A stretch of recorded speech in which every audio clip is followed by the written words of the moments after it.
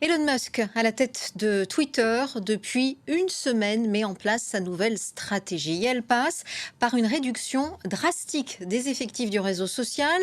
Le nouveau dirigeant de la plateforme prévoit de licencier la moitié des 7500 employés dans le monde. Et c'est par courrier électronique que plusieurs salariés de l'entreprise ont reçu cette nouvelle. Alexandre Ondoa nous en dit plus. Un mail, ni plus ni moins. Les salariés de Twitter sont prévenus. La révolution d'Elon Musk débute par un grand ménage. Ce vendredi, un document interne dévoile la volonté du nouveau dirigeant de réduire de moitié ses effectifs dans le monde. Dès son arrivée à la tête de l'entreprise, il s'était déjà débarrassé du PDG Parag Agrawal, du directeur financier Ned Segal et de la directrice des affaires juridiques Vijaya Gadde. Plus de 3700 autres salariés devraient donc connaître le même sort.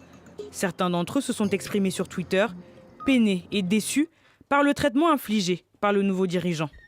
Les licenciements sont terribles, pas d'avertissement, juste une réunion abrupte tôt le matin sur votre calendrier avec votre patron, suivi d'un accès bloqué.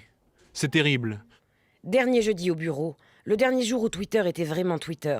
Je suis enceinte de 8 mois et j'ai un enfant de 9 mois. Mais Elon Musk ne semble pas perturbé par ces réactions. Depuis le rachat de Twitter à 44 milliards de dollars, le patron de Tesla peine à convaincre plusieurs annonceurs.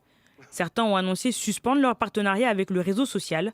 Ce vendredi, Elon Musk s'est rendu à une conférence d'investisseurs à New York, occasion pour lui de revenir sur sa volonté de restaurer la liberté d'expression sur Twitter, tout en empêchant le réseau social de sombrer dans ce qu'il qualifie d'enfer. Des groupes d'activistes ont réussi à provoquer une chute massive des revenus publicitaires de Twitter.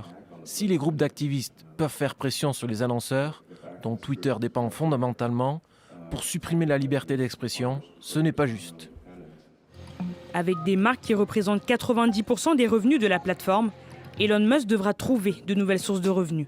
En compensation, Twitter compte lancer l'abonnement à 8 $ par mois pour certifier son compte, une décision qui a déjà provoqué les critiques de nombreux abonnés.